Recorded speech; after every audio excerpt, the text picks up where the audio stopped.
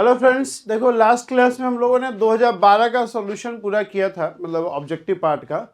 अब हम लोग इस वीडियो में 2011 का जैम फिजिक्स का ऑब्जेक्टिव पार्ट करेंगे। ऑब्जेक्टिव में देखिए 15 क्वेश्चन उस समय आता था और 10 सब्जेक्टिव होता था। तो अभी हम लोग ऑब्जेक्टिव वाला सेक्शन ही करेंगे सिर्फ, ठीक है, 1 to 15। So let's go to paper 2011। 15 question करना है हम लोग को शुरू का, बाकी सब्जेक्टिव है तो वो बाद में करेंगे, ठीक है। अभी नहीं, अभी तो एग्जाम है संडे को। तो देखिए पहला क्वेश्चन क्या बोल रहा है, the line integral F dot D L where F is function along semicircular path as shown in figure is. हम लोग को ये लाइन इंटीग्रल इवेल्युएट करना है इस सेमी सर्कल पे, और ओरिएंटेशन भी दे रखा है आपको, ओरिएंटेशन भी दे रखा है। तो अगर एफ डॉट डी एल लिखिए, एफ डॉट डी आर लिखिए, एक ही बात है। F dot D R will be what,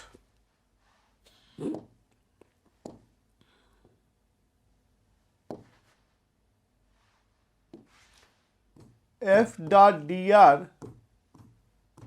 will be X upon D R is D X I cap plus D J D Y J cap. और ये क्या है, X by under root X square plus Y square I cap, X cap मतलब I cap, Y upon x square plus Y square under root J cap, ठीक है। So F dot D R will B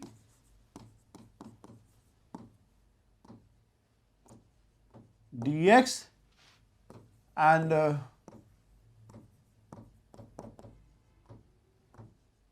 dy. So this will be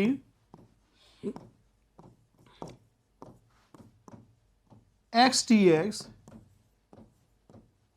plus y dy, or this could be 1 by 2 of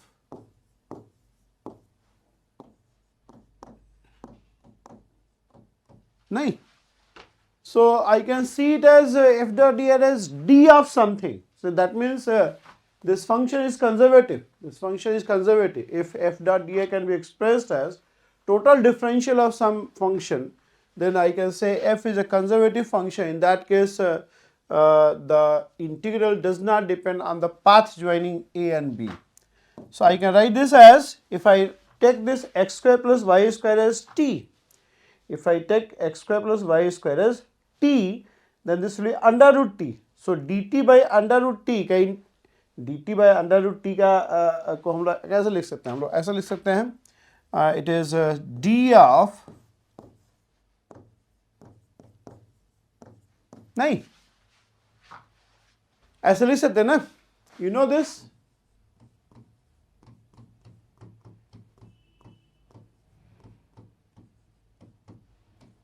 पता है ना, ऐसे लिख सकते हैं। You know this, T to the power half का डेरिवेटिव क्या हो जाएगा, half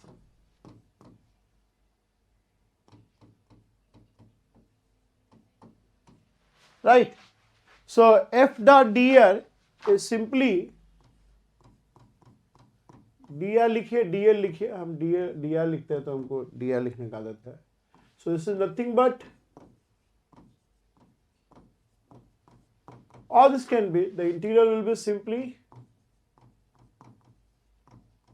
I will just put the initial point and final point, minus 1 0 and 1 comma 0. So 1 comma 0 minus 1 comma 0 pe it will have the same value. So this will be 0, because at 1 comma 0 it is 1, at minus 1 comma 0 still it is same thing. So the answer will be 0. सो करने वाला ये conservative function है, इसको और भी तरीके से check कर सकते हैं। If I take it as m and I take it as n, then I can check like this also, dm by dy, ये भी इससे भी चेक हो जाता है।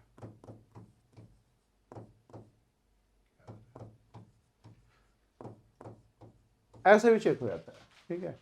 ये आप चाहे तो कर ले लीजिए, कर लेंगे तो if function has got two component, ith and jth component, and those ith and jth component contains only x and y, then curve reduces to this only, ठीक है। मतलब if function, your function f is simply mxy I cap and nxy j cap, then if you take curl of such function, it will be nothing but, you can just find it out, but just remember also, right? So if you have such kind of function and you want to check the conservative, whether it is conservative or not, usually we take curl. तो curl लेने से अच्छा है कि ये check कर लीजिए या ये चेक कर लीजिए, एक ही बात है, ठीक है? समझ में आ रहा है आपको? Okay, let's go ahead.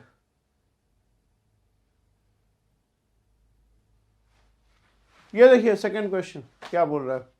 A simple harmonic oscillations, each of same frequency and equal amplitude, are superimposed. The phase difference between two consecutive oscillation is del phi. Phi n is the order of nth oscillation. If the resultant amplitude of superposition is 0, what is the phase difference del phi? Suppose the first oscillation is, suppose your first simple harmonic motion is denoted by, say, a sin omega t.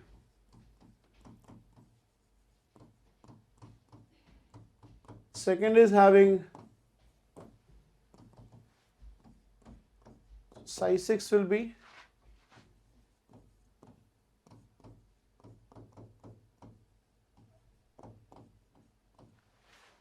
है ना, del phi का difference है to, मतलब सुना ना ना. Let me right one more.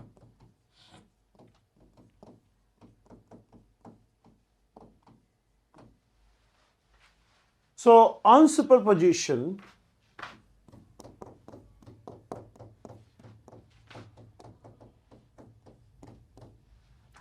with this,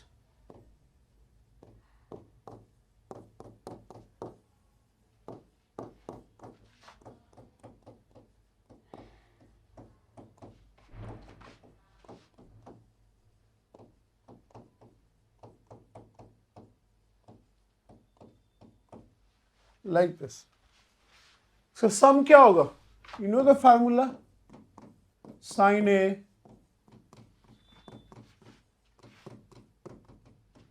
इसका formula याद है आपको? ये बचपन में हम लोग पढ़ते हैं. What is this? This is equal to basically sin A plus sin nd by 2 and sin d by 2. This is the formula. समझ रहे हो? अगर चेक करना है कि हम सही लिखे हैं नहीं सही लिखे हैं, एक काम कर सकते हो. Just take n equals to 2. Just take n equals to 2. So sin a plus d is what? 2 sin a plus d by 2, मतलब a plus d by 2, and cos a minus a by, so it is d by 2. Yeah. And that's all. तो उस formula भी check करके देख लो, n equal to 2 put करके क्या आएगा? sin a plus 2 minus 1 by 2, so d by 2, तो match कर रहा है तुम्हारा.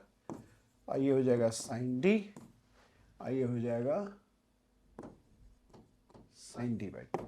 So I think sin d can be written as 2 sin d by 2 cos d by 2. Check कर रहा है, ये मैच कर रहा है ना. ये फॉर्मूला याद रखो, ठीक है? इसको मिटाते हैं तो मैच करने के लिए, मतलब कंफर्म करने के लिए था, है ना? यही actually okay. I closed, I left offline teaching in 2020, lockdown के टाइम में. Since then 2020 का वाली वाले फार्मूला यूज कर रहे हैं, ठीक है? That's why I should verify. I verified it. Okay. So है ना, वेरीफाई करना ठीक रहता है. अब किताब तो है नहीं मेरे पास यहाँ पे कि किताब से वेरीफाई करें, ठीक है? So I verified ये special case. Okay, so let me use that formula. So this is n is 6 here. So this is a is omega t here. 6 minus 1 by 2 matlab 5 d by 2, and you have sine 6 del phi matlab 3 del phi upon sine,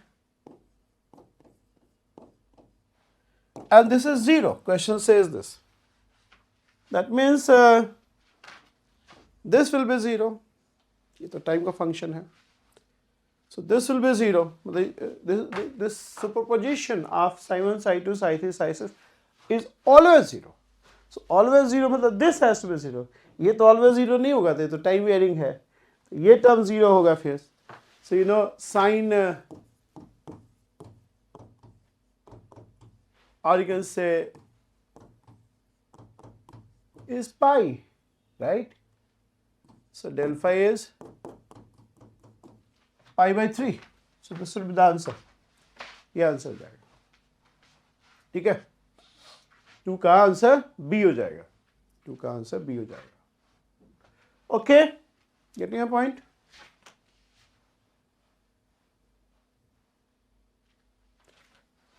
third question देखिए.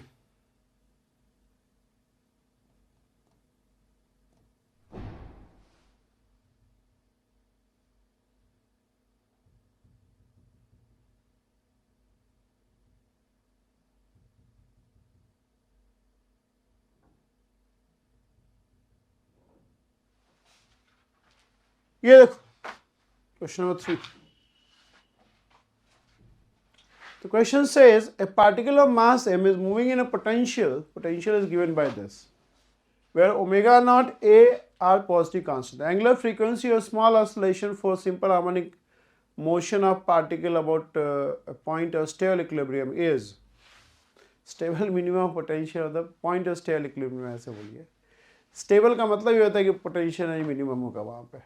ठीक है, तो पहले तो point of equilibrium निकाल लो, फिर check कर लेंगे जो पॉइंट ऑफ इक्विलिब्रियम निकला है उसमें से कौन सा पॉइंट ऑफ स्टेबल इक्विलिब्रियम है ना.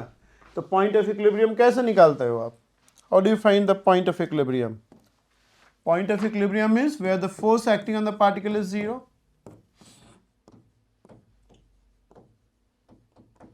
ये हो गया ना. So force is 0 means dv by dx is 0. So if I find the derivative of v, what do I get? M omega naught square x minus 2a by mx cube. तो 2 cut जाएगा. So from here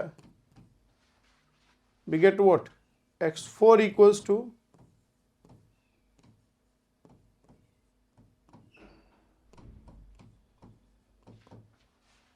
so this implies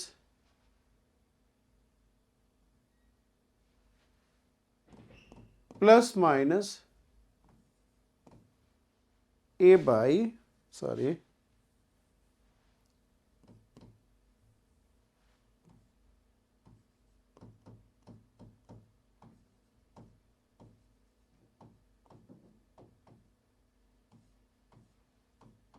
1/4. You have 2 points, right? And to check whether these points are still equilibrium or not, you have to check the second derivative. Second minimum का condition क्या होता है? Second derivative at those points would be positive, right? So the second derivative would be a omega square, omega naught square plus 3a by mx4, and x4 we already know, so let's put those points.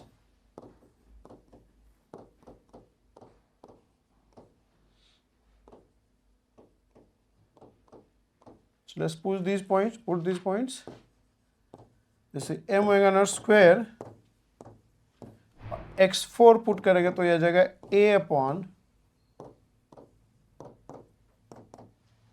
So this will cancel out. So you have m omega naught square, a cancels out, and 3m omega naught square. So it is 4m omega naught square. This is here, and this is positive. That simply means कि these are the point of stale equilibrium. And theory में हम लोग पढ़ चुके हैं कि the force constant is nothing but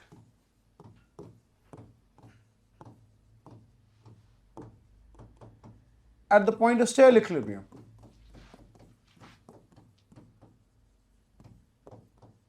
इसका पूरा डेरिवेशन है, ठीक है. So this is your k, nothing but k. This is k. So force constant here is 4m omega naught square. पूछ कह रहा है आपसे angular frequency. So angular frequency is this. So it is 4 omega naught square का under root मतलब 2 omega naught. So B is going to be the correct answer. B is going to be the correct. ये बड़ा famous question ये सब है, इस type का question आता है मतलब, ठीक है. So this is the way, this is standard way of doing it, ठीक है. कहीं भी आपको इस टाइप का क्वेश्चन पूछता है, मतलब कई बार पूछा है.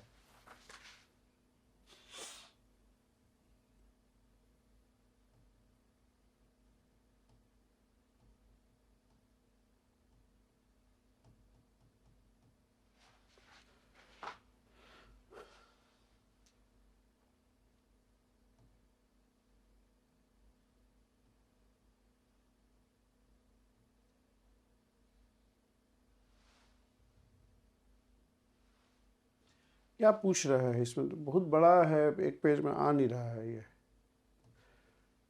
और क्वेश्चन पढ़ लेते हैं फिर इसको.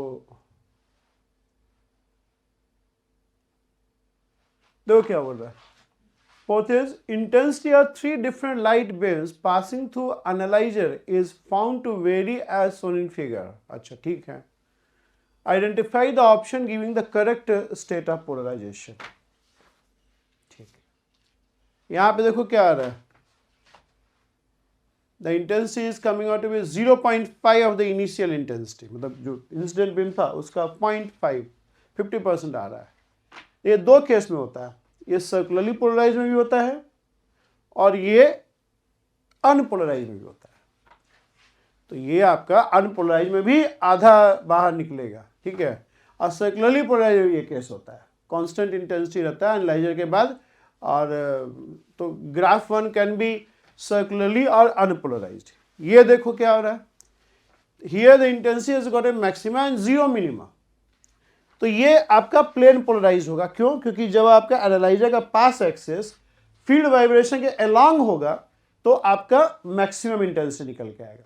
और एनालाइजर का पास एक्सिस फील्ड वाइब्रेशन के परपेंडिकुलर होगा तो आपका जीरो इंटेंसिटी निकल के आएगा. मैलस लॉ लग जाएगा ना, I cos square theta, theta is 90, so in that case intensity will be zero. तो ये तो आपका प्लेन पोलराइज हो जाएगा, ठीक है. और देख लेते हैं.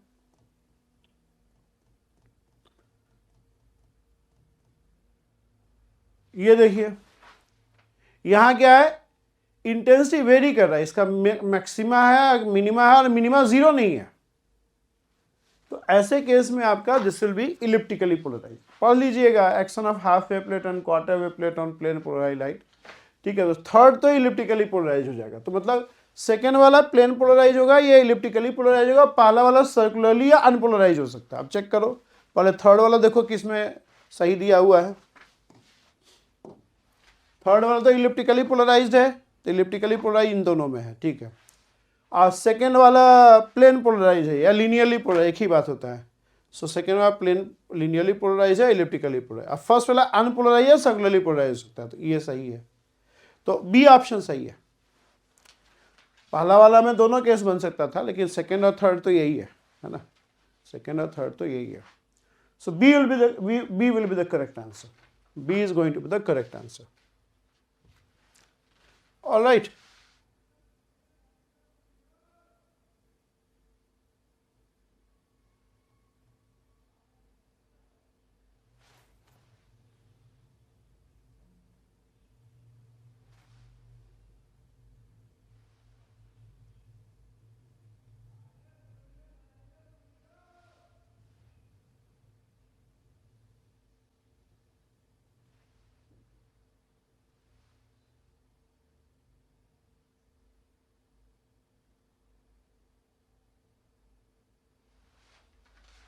देखो थोड़ा छोटा और रखा है।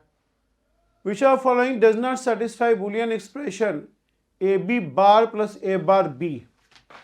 जॉर गेट हो गया ना इस तरह से, A B bar plus A bar B. थोड़ा बड़ा बड़ा करके ही देखते हैं, पहले ये दोनों चेक कर लेते हैं फिर अगला दोनों चेक कर लेंगे, ठीक है। नॉट सेटिस्फाई बोल रहा है, मतलब इसमें से 3 सेटिस्फाई करेगा और बाकी 1 सेटिस्फाई नहीं करेगा। हम लोग को ये चाहिए ना। अब देखना है कि ये वाला एक्सप्रेशन कौन सा नहीं दे रहा है। पहले ए चेक कर लो, ये ए हो गया, ये ए हो गया और यहाँ पे नॉट गेट लगा हुआ था, बी बार हो गया। तो ये क्या हो गया, ए बी बार हो गया। यहाँ ए बार हो गया, बी हो गया और एंड गेट कर देंगे तो ए बार बी हो जाएगा। अब फिर और गेट है तो और गेट इज प्लस, तो ये तो दे रहा है आपको A B bar plus A bar B. ये चेक कर लो, this is A and B, so this will give you what, A plus B. ऐसे A and B with not gate, A B bar हो गया, ठीक है। And gate से A B निकलेगा, फिर नॉट लग जाएगा तो ए बी बार हो जाएगा। और यहां क्या आ जाएगा, A plus B into A B bar, and A B bar we will use De Morgan's, so this gives us a bar plus b bar, and a bar is 0, ab bar, ba bar and bb bar. This is 0, this is 0. So what you have is ab bar plus A bar B, commutative होता है binary multiplication. तो ये भी आपको दे रहा है। आगे का 2 चेक कर लेते हैं। जो नहीं ये फंक्शन देगा वही आंसर है बेसिकली। नॉट पूछा है ना, does not satisfy Boolean expression. तो पहला दूसरा तो कर रहा है सेटिस्फाई। अब बाकी का 2 चेक कर लेते हैं। सी डी,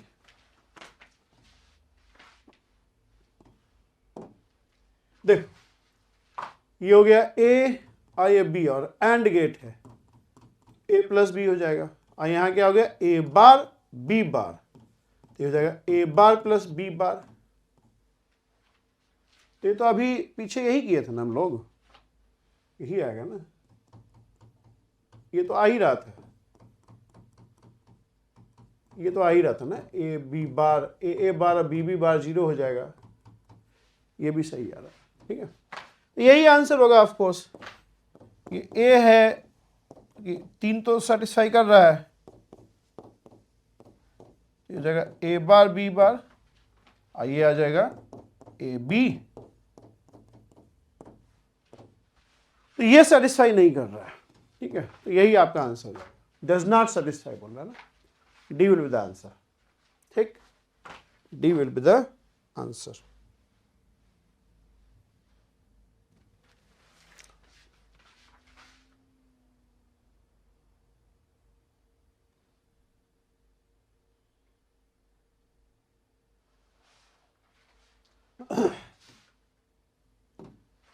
सिक्स क्वेश्चन देखिए, क्वेश्चन नंबर 6 क्या बोल रहा है। Light described by equation E equals to 90 volt per metre, sine 6.28 into 10⁻15 second inverse t and sin 12.56 into 10⁻15 second inverse t is instead on metal surface. Work function of metal is 2.0 electron volt. Maximum kinetic energy of photoelectron will be.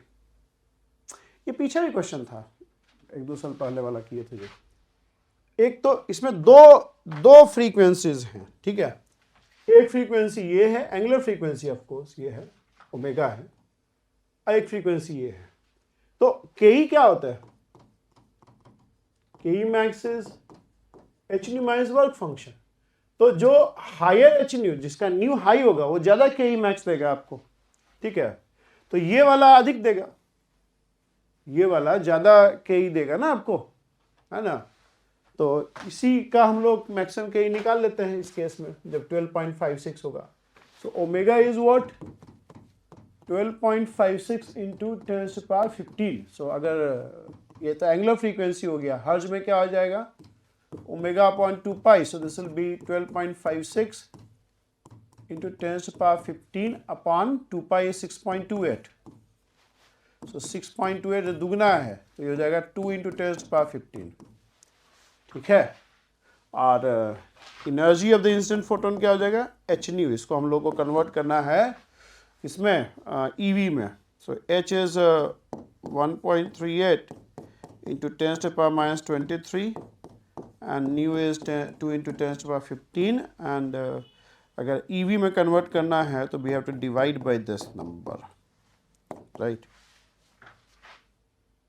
Divide by this. I think ठीक है, नहीं, I think we have done mistake. हमने K का value रख दिया है. H is 6.63. Mistake आदमी मनुष्य कर सकता है, समझ रहे ना. मिस्टेक नहीं करेगा तो नेचर हो जाएगा वो. Nature does not commit mistake. So this is 1.6 into 10 to the power minus 19. अब सही है. तो 19, 15, 34 हो गया. 19 ऊपर जाएगा, ऐड हो जाएगा, 34 से कट जाए. ठीक है. So you have this. Okay, so let me use calculator. So we have here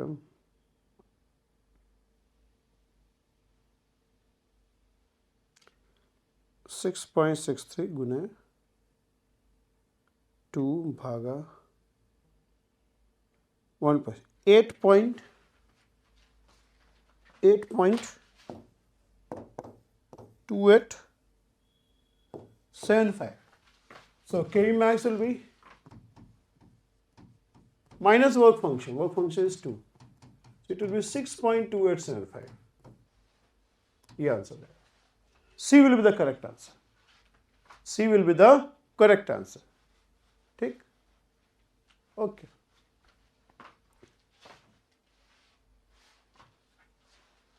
seventh question देखो.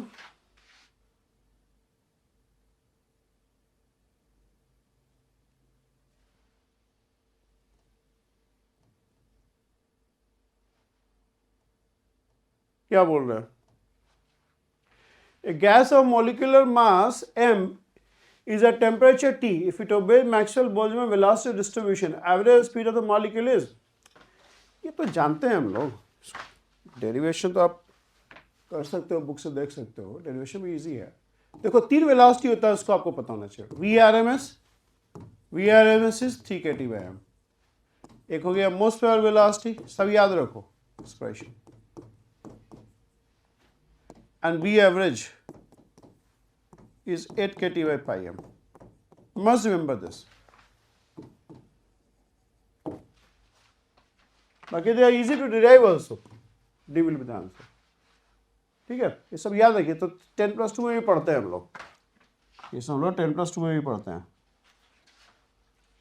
इसमें कुछ टाइम ही नहीं लगना है.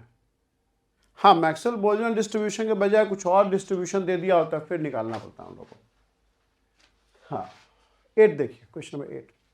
Consider free expansion of 1 mole of ideal gas. Consider ये ना डाउन हो जाता है बैटरी इसका, तो आवाज कम हो जाता है. So consider free expansion of 1 mole of ideal gas in adiabatic container from V1 to V2. ठीक है. The entropy change of the gas calculated by considering a reversible process between original state V1T to V2T. Temperature नहीं बदल रहा है. Where T is the temperature of the system is denoted by delta S1. The corresponding change in entropy of surrounding delta S2. Which of following combination is correct? देखिए ये adiabatic container है.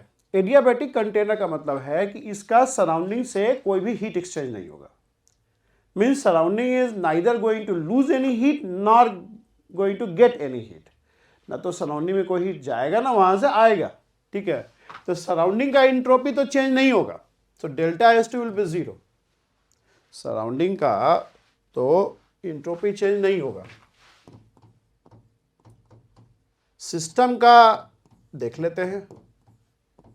It is dQ/T and from the first law of thermodynamics. But there is no change in internal energy because temperature initial and temperature final is going to be same. It is going to be simply P dV/T. and P is what? P by T is R upon V, and V goes from V1 to V2. So this will be R log V2 by V1. ये entropy change हो जाएगा system का. So I think this is correct, this is correct. C is going to be the correct answer. C is going to be the correct answer. ठीक है, C आपका सही answer बन जाएगा.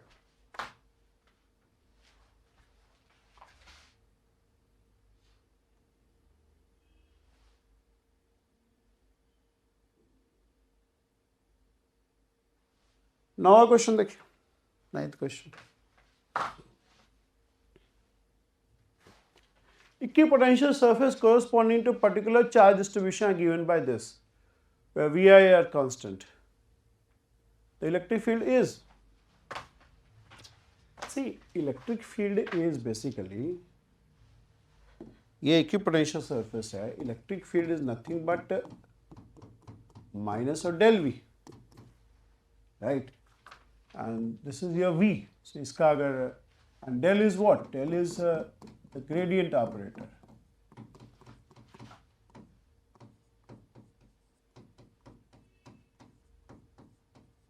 Right. So this is 8x I cap 2y minus 2j cap and 2z k cap.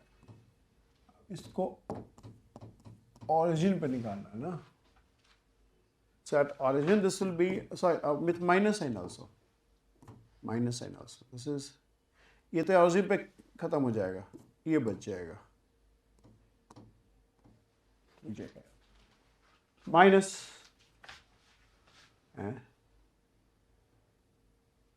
No sorry,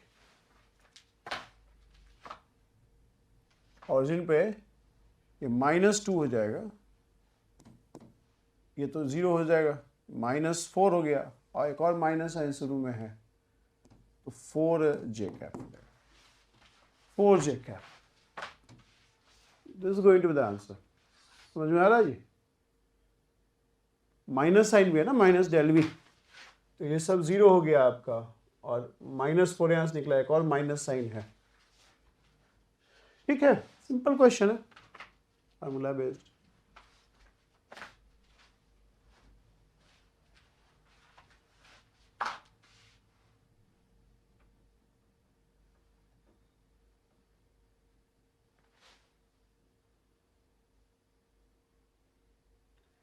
ये देखिए quantum में कैसा क्वेश्चन है, क्या बोल रहा है 10वां क्वेश्चन देखो. The wave function of quantum mechanical particle is given by, ठीक है, 5 1 5 2 are the eigen function with corresponding energy -1 -2. ठीक है, तो एनर्जी ऑफ पार्टिकल इज, पहले तो चेक करो कि ये नॉर्मलाइज है कि नहीं. नॉर्मलाइज कैसे चेक करोगे?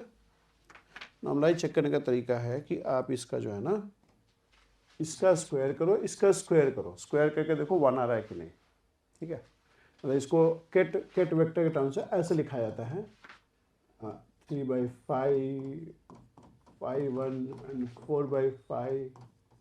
तो 5 1 5 2 तो दे आर ऑर्थोगोनल स्टेट्स. ठीक है, सो नॉर्मलाइजेशन का ये तरीका होता है. This will be what, this will B 3/5 conjugate of this. अगर ये कॉम्प्लेक्स नंबर होता है तो कॉन्जुगेट ले लेते हैं इसका हम लोग, सॉरी, इनटू. तो आपको शॉर्ट तरीका बता दिया, बाकी ऐसे फॉर्मलिज्म तो ये है. And you know this, we have this properties. 5 1 5 2 is 0 and this is equal to 5 2 5 1 and 5 1 5 1. They are normalized eigenfunction, we assume. So this will be something 3/5 का होल स्क्वायर प्लस 4/5 का, जो आपको शुरू में हम बताए थे. ये 1 आ रहा है तो नॉर्मलाइज. सिंपल शॉर्ट तरीका है कि इसका स्क्वायर करके देखो 1 आ रहा है कि नहीं. ठीक है, बाकी तरीका ये है. ठीक, हाँ, अच्छा, तो ये नॉर्मलाइज तो है, दिख रहा है हम लोग को. अब नॉर्मलाइज है, so suppose the energy associated with this is E1 and energy associated with this is E2, right? So your energy of the particle in psi will be the probability that the particle will be in phi 1 into energy associated with that state, and probability that it will be in phi 2 state into energy associated with that state. So probability that particle will be in phi 1 is given by what? Square of this. Square of this. So it is 9 upon 25. E1 is what? Minus 1. And probability that particle will be in phi 2 is square of this, 16 upon 25. And E2 is minus 2. So 32 और 9 कितना हो जाएगा? 41 minus 41 by 25. A answer आ जाएगा. A will be the correct answer. 10वां का A answer आ जाएगा. ठीक है.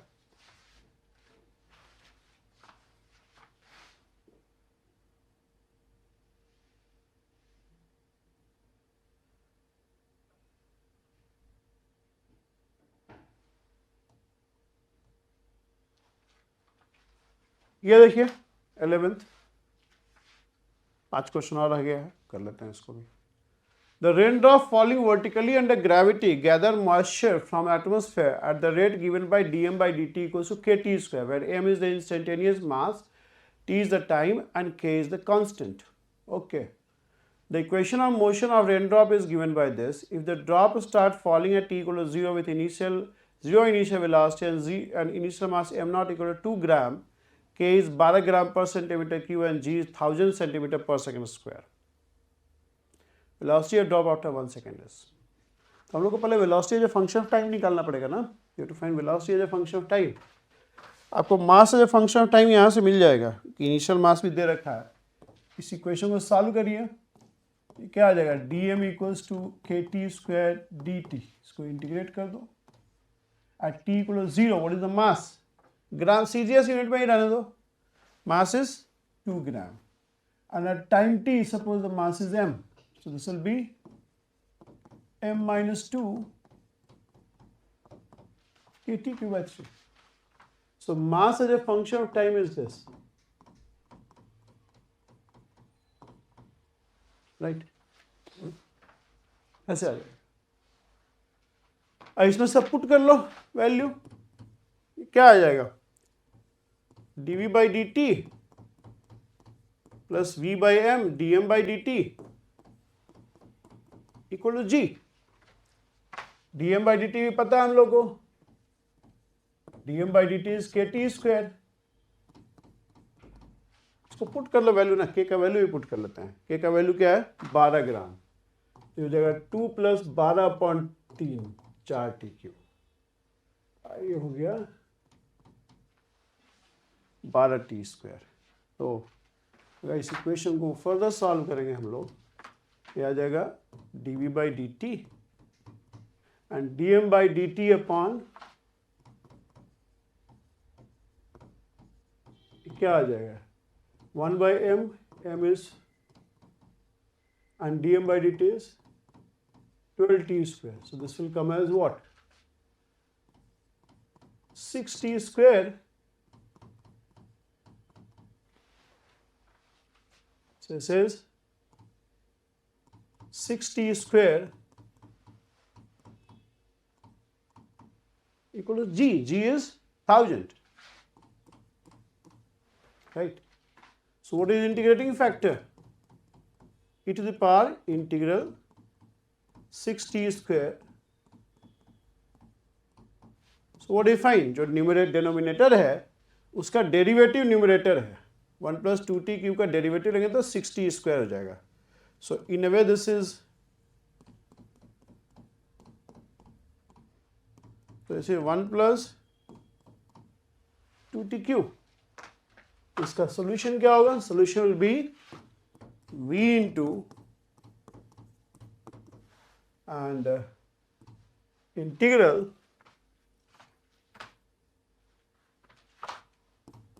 यही होता है ना, dy by dx plus py equal to q. तो इसका क्या होता है? y into integrating factor and q into if dx plus some constant. So it is 1000 1 plus some constant, right? So this will be 1000 और integration क्या हो जाएगा t plus 2t4/4 plus some constant. So the velocity will be 1000 and t plus t4/2 upon 1 plus some constant, and it gives you okay, velocity is what? Initially velocity is 0. T equal to 0, the velocity is 0. So this implies what? This implies that c is 0. So in a way, the velocity comes out to be simply, velocity as a function of time is 1000 t plus t4/2 and 1 plus 2t cube. So we have to evaluate it at t equal to 1 second. So at t equal to 1 second, what will be the value? 1 plus 1/2 and 1 plus 2. So it is 3/2 upon 3, 1/2. So it is 500 centimeter per second. सारा CGS unit में है, सारा ही कुछ CGS unit में है. It will B centimetre पर second. Clear है? ठीक है, कोई दिक्कत हो पूछिएगा.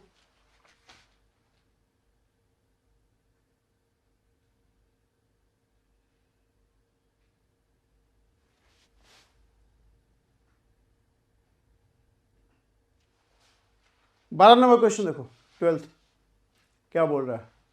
Given two matrices P and Q such that P is Hermitian and Q is skew Hermitian, which one of the following combination of P and Q is necessarily a Hermitian matrix?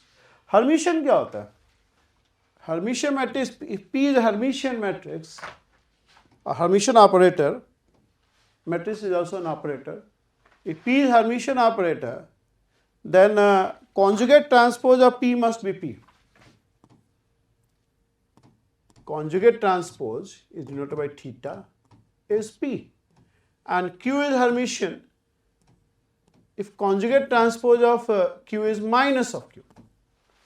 Hermitian में if you take conjugate transpose of that operator, you will get the same operator, and if you take conjugate transpose of the skew Hermitian operator, you will get minus of that operator. That's a property. ठीक है. अब बोल रहा है इसमें से कौन सा कॉम्बिनेशन जो है वो हर्मिशियन है. देखिए एक चीज समझिए. If Q is a skew Hermitian, then we have a property. If we have IQ, I is iota. What will be this? Conjugate. This is minus I, and Q theta is what? So you see, if Q is Hermitian, iota of Q is skew Hermitian. Sorry, if Q is skew Hermitian, iota of Q is Hermitian. If Q is skew Hermitian, iota of Q is Hermitian. So if I say this option, this is Hermitian, this is also Hermitian, and the sum of two Hermitian is also Hermitian. This is what we have studied, है ना. ये काफी important property होता है, कई जगह इसका use करते हैं हम लोग. So this is P operator, right? So P plus IQ will be a Hermitian operator. ये सब नहीं होगा, चेक कर सकते हो, ये हमको दिख गया था.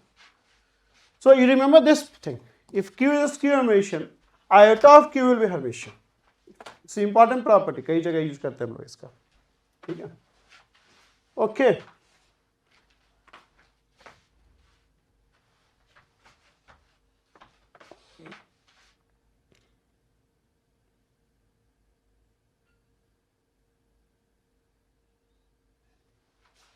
ये देखिए क्या बोल रहा है.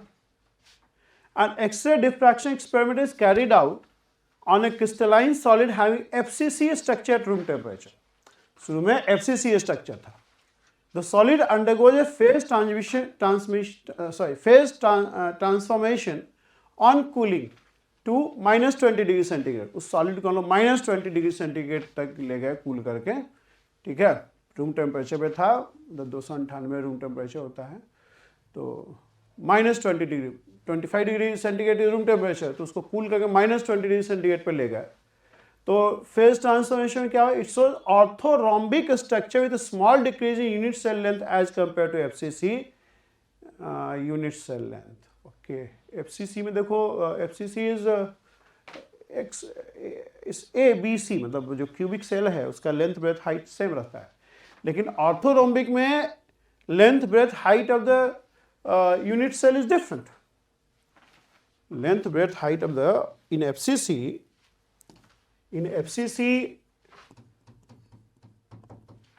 A is equal to B equal to C, but in orthorhombic,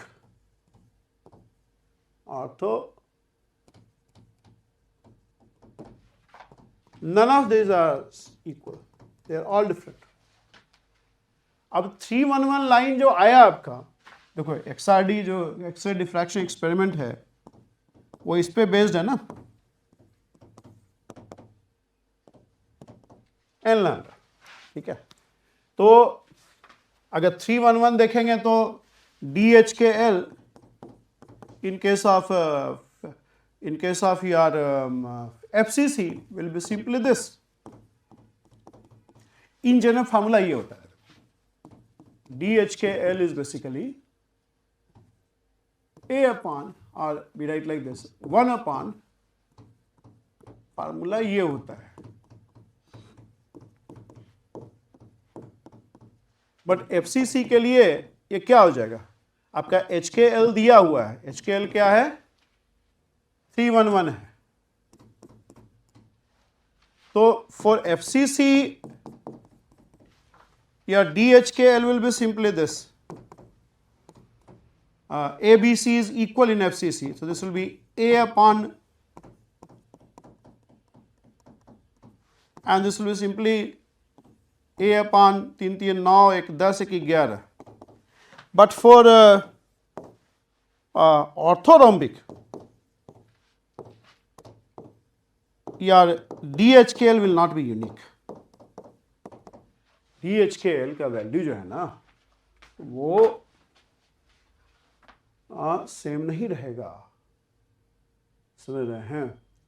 वो ABC are all different, so ABC are all different, so it will give you 311 line जो है 311 या 113 या 131, they all will be different. यहाँ पे क्या है कि आपका चाहे 311 हो या 131 हो या 113 है, it gives you same DHKL. But in this case, in orthorhombic, since A, B, C are not equal to each other, these three lines, for these three Miller indices, your DHKL will go different. DHKL will go different. तो ये जो single line हुआ करता था वो एक तरह से 3 लाइनें ब्रेक कर जाएगा, because you get 3 different value of DHKL depending on from which side the X-ray is hitting the crystal. So you'll get 3 different value of theta. 3 different value of theta. तो एक तरह से ये एक लाइन जो है ना 3 लाइनें ब्रेक कर जाएगा. So I'll say one line breaks into 3 lines, so it will split into triplets. समझ रहे हैं आप? ये ट्रिपलेट में स्प्लिट कर जाएगा. समझ में आ रहा है आपको? ऑर्थोरोम्बिक के केस में हल्का सा ऑर्थोरोम्बिक हो जाएगा, तो 3 लाइन्स, जो 311 लाइन है वो 3 लाइनें ब्रेक कर जाएगा. तो break into triplets.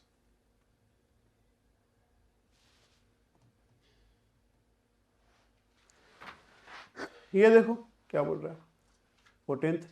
A closed Gaussian surface consisting of hemisphere and circular disk of radius r is placed in uniform electric field as shown in figure. The circular disk makes an angle of 30 degree with vertical. The flux of electric field vector coming out of curved surface of the hemisphere is. एक चीज समझो,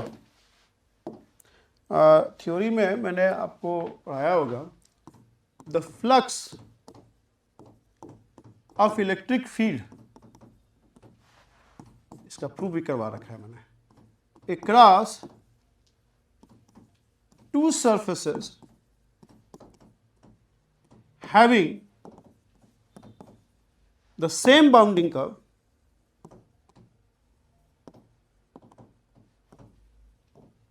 are equal unless there is no charge, sorry, unless का meaning बड़ा खतरनाक होता है जी, provided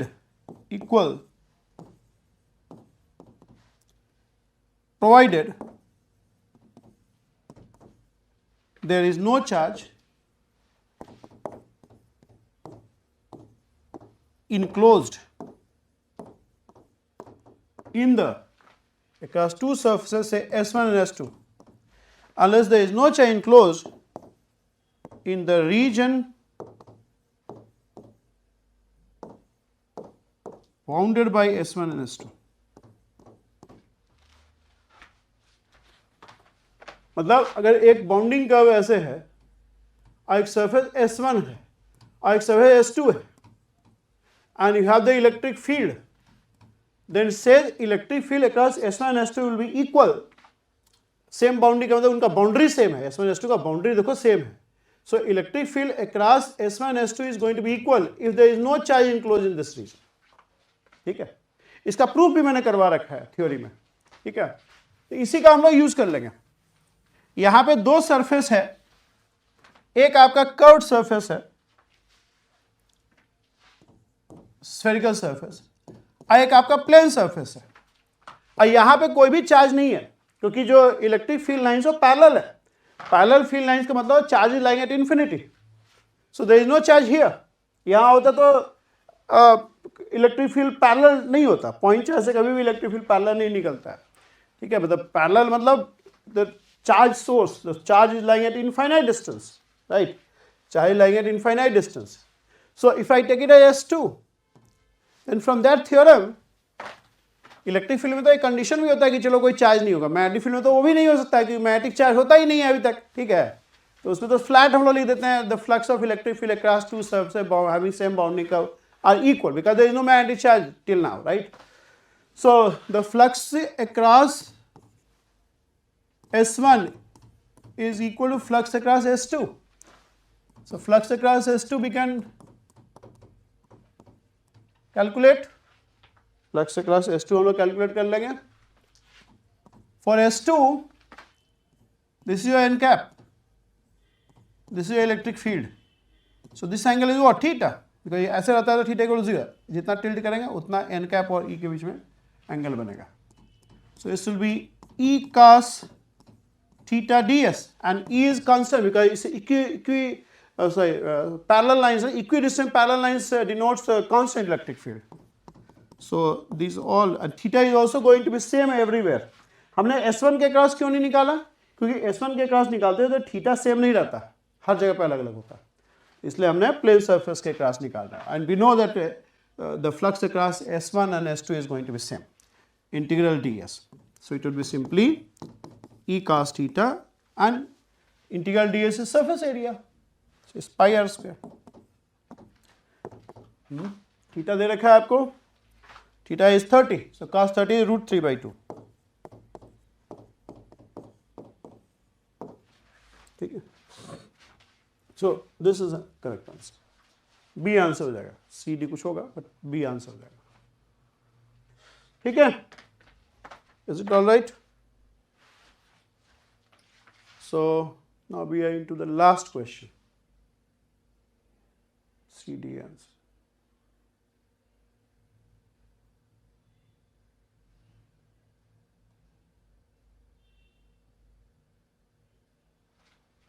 Okay.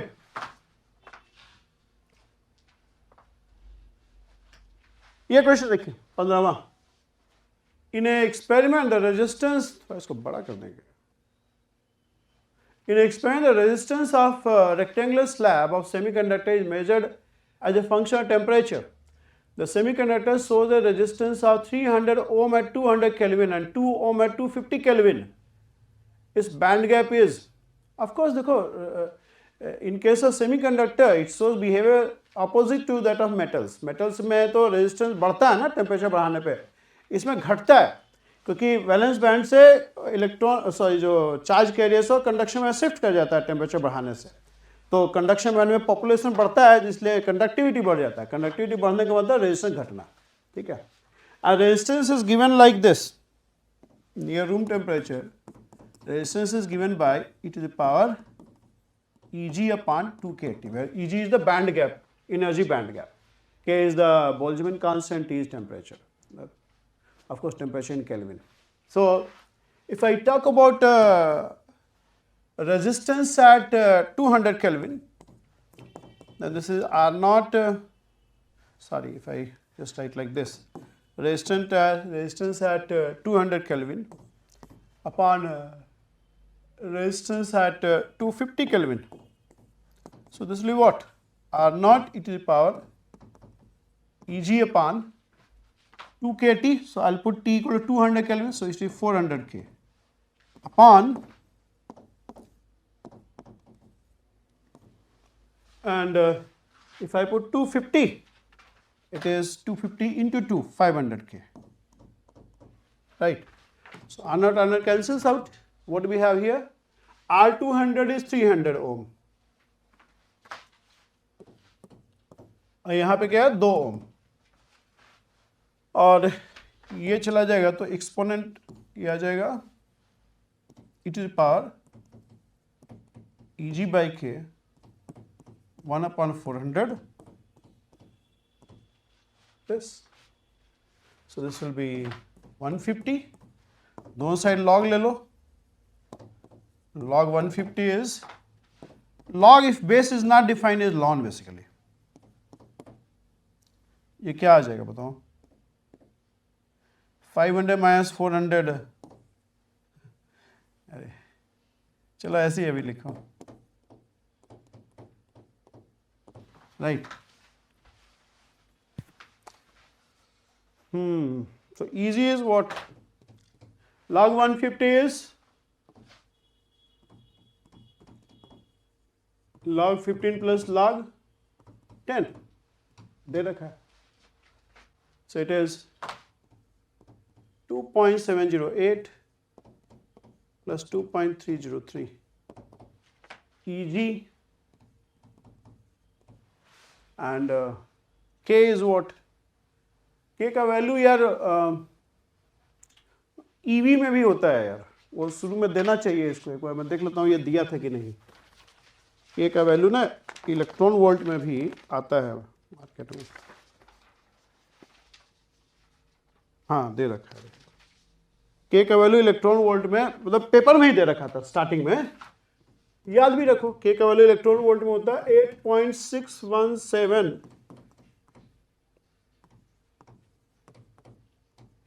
पर kelvin. तो ये पुट कर दो. K का वैल्यू इलेक्ट्रॉन वोल्ट में क्या हो जाएगा? 8.617.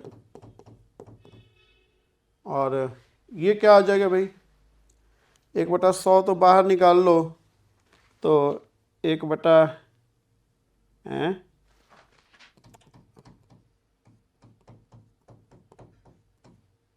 क्या हो जाएगा? 5 में से 4 गया, 1 और 5 का 20, 1/2000 हो गया ना.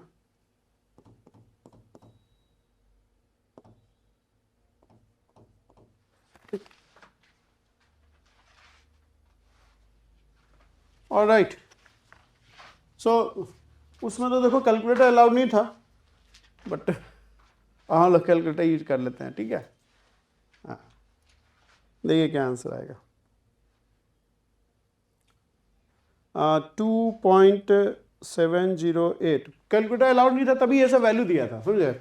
अब नहीं देगा. अब तो ऑनलाइन कैलकुलेटर अलाउड होता है ना. 2.303 into 8.617 into 2. 86.359 और ये सब भी देखो थोड़ा 10⁻² हो जाएगा तो 0.86 हो जाएगा. This is EG is 0.86 EV.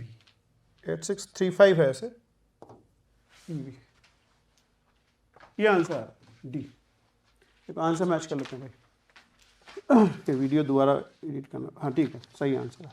ठीक. Okay, so we have done this. This was what 2011 paper. हम लोगों ने 2011 का पेपर पूरा कर लिया. हम लोग का 2010 2005 से लेकर 10 तक बच गया ना, वो भी कर लेंगे जल्दी हम लोग.